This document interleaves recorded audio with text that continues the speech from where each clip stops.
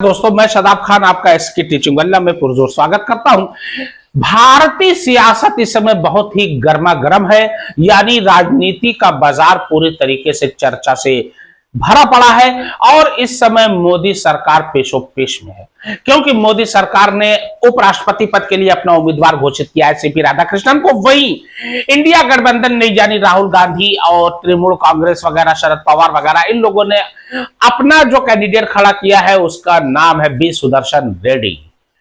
अब सीपी राधाकृष्णन के बारे में मैं इससे पहले वीडियो में बता चुका हूं कि सीपी राधाकृष्णन जो है ये बहुत ही कद्दावर नेता माने जाते हैं, तमिलनाडु से आते हैं और इनका जो है बहुत ही साफ सभी छुतरी के ये व्यक्ति माने जाते हैं और ये आरएसएस से जुड़े हैं और मोहन भागवत के बहुत ही करीबी माने जाते हैं। उसके अलावा ये मोदी जब 2014 में मोदी की लहर चली थी तो तमिलनाडु में चूंकि बीजेपी का बहुत ही जनाधार तो है नहीं ज्यादा, लेकिन उसके बावजूद ये बहुत ही कम मार्जिन से हारे थे। हालांकि 2 बार ये सांसद रहे।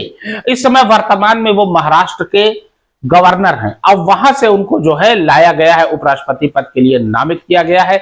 वहीं दूसरी ओर बी सुदर्शन रेड्डी इंडिया गठबंधन की ओर से उपराष्ट्रपति पद के उम्मीदवार। लेकिन बी सुदर्शन रेड्डी के बारे में मैं बता देना चाहता हूं, ये आंध्र प्रदेश से ताल्लुक रखते हैं और आंध्र प्रदेश में ये गुवाहाटी हाई कोर्ट में जज थे। उसके बाद जो है आंध्र प्रदेश के कोर्ट में जो है ये बाकायदा ये 10 साल जज रहे। गुवाहाटी हाई कोर्ट में चीफ जस्टिस रहे। उसके अलावा सुप्रीम हाई कोर्ट में भी ये जज रहे। उसके बाद रिटायर हुए, गोवा के लोकायुक्त बने और कांग्रेस के बहुत ही चहेते और बहुत ही कद्दावर, बहुत ही बेहतरीन न्यायविद माने जाते हैं।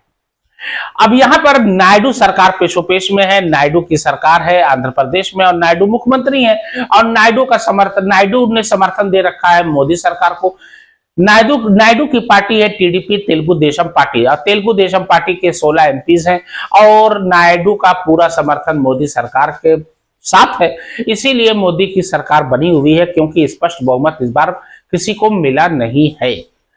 उधर बिहार के मुख्यमंत्री नीतीश कुमार, जिनकी पार्टी जेडीयू है, 12 सांसद है और उनका भी सपोर्ट मोदी के साथ है। तो कुल मिला के मोदी समर्थन के साथ अपनी सरकार चला रहे हैं। लेकिन क्या मोदी इस बार असमंजस में है? क्या मोदी पेशो पेश में पड़ गए?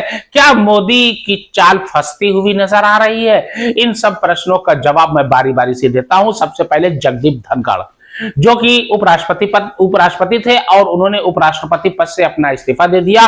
कारण बताया कि मेरा स्वास्थ्य ठीक नहीं है। लेकिन अंदर की बात तो यह है कि जगदीप धनखड़ अपनी मर्यादा को, अपनी सीमा को लांघकर सरकारी कामकाज में दखल अंदाजी कर रहे थे, अड़चन पैदा कर रहे थे, जिसकी वजह से बार बार मोदी के कहने पर भी ये नहीं मान रहे थे और राज्यसभा के कामों में, कार्यों में भी कुछ रुकावटें पैदा कर रहे थे, सरकारी कामकाज में विघ्न डाल रहे थे, जिसकी वजह से मोदी को मजबूरन वश जगदीप धनखड़ को हटाना पड़ा। एक वक्त था जगदीप धनखड़ और मोदी की बहुत ही अच्छी साठगांठ थी, बहुत ही अच्छी दोस्ती थी और दोनों में बड़ी बैठती भी थी। और जगदीप धनखड़ जब उपराष्ट्रपति बनते हैं मोदी के रहमो करम पे, तो इन्होंने मोदी की बड़ी जम के तारीफ किया था जगदीप धनखड़ ने।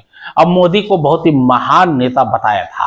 अब मैं जगदीप धनखड़ के बारे में बता दूं कि उपराष्ट्रपति पद से पहले, उपराष्ट्रपति रहने से पहले वो पश्चिम बंगाल के गवर्नर थे और ममता बनर्जी को बड़ा परेशान कर रखा था। ममता बनर्जी बहुत परेशान थी। ममता बनर्जी और जगदीप धनखड़ में तो खुला शब्दों से वार चलता था। एक तरफ से ये जगदीप धनखड़ बोलते थे तो दूसरी तरफ से ममता बनर्जी जो है अपने बेबाक बातों में, बेबाक अंदाज के लिए मशहूर तो है ही, तो बेबाक अंदाज से वो जो है कटाक्ष करती थी जगदीप धनखड़ पे।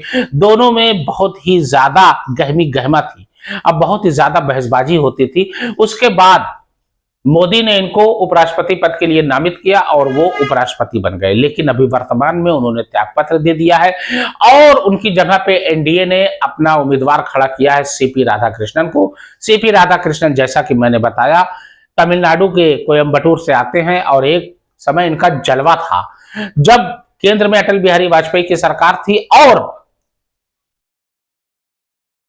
लाल कृष्ण आडवाणी गए थे भारत उदय यात्रा पर कोयम्बटूर। तो उस समय लाल कृष्ण आडवाणी इनकी छवि को देखकर और इनका एक छत्र साम्राज्य देखकर और इनकी इतनी ज्यादा जो है वहां पे जनाधार देखकर अटल बिहारी वाजपेयी भी कहा जाता है कि गदगद हो गए थे और इनकी तारीफ करने से चूके नहीं थे। आरएसएस से जुड़े ही रहे, उसके बाद जो है ये उपराष्ट्रपति पद के लिए नामित हुए हैं।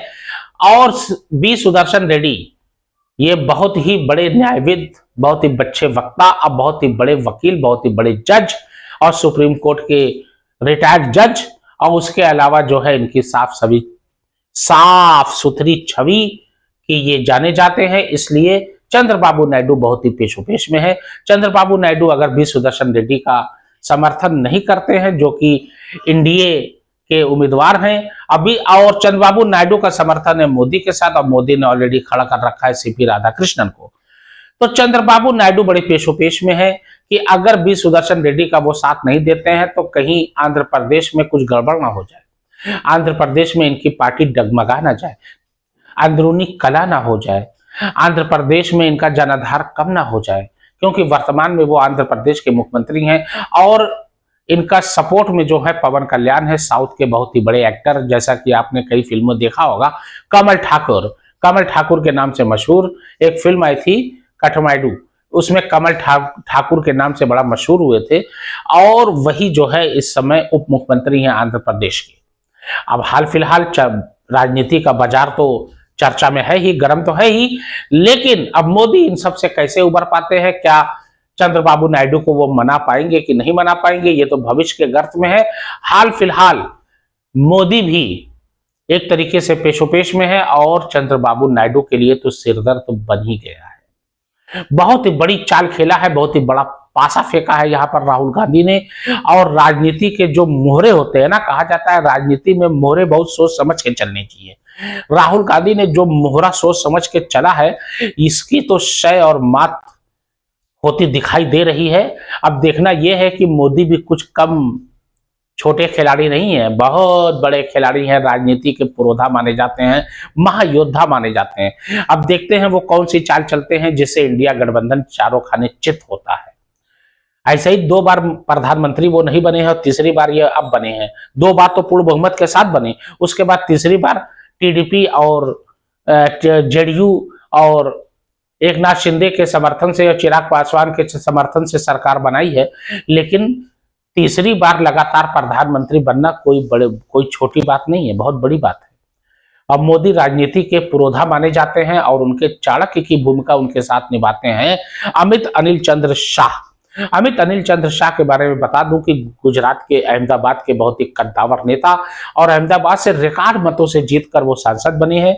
और इससे पहले जब मोदी की 2014 में सरकार बनी थी तो वो बीजेपी के राष्ट्रीय अध्यक्ष बने थे, और उसके बाद जब मोदी 2 बनी, यानी मोदी की दूसरी बार सरकार बनती है, तो वो कैबिनेट में गृह मंत्री बनते हैं। तब से लेकर अब तक वो गृह मंत्री हैं।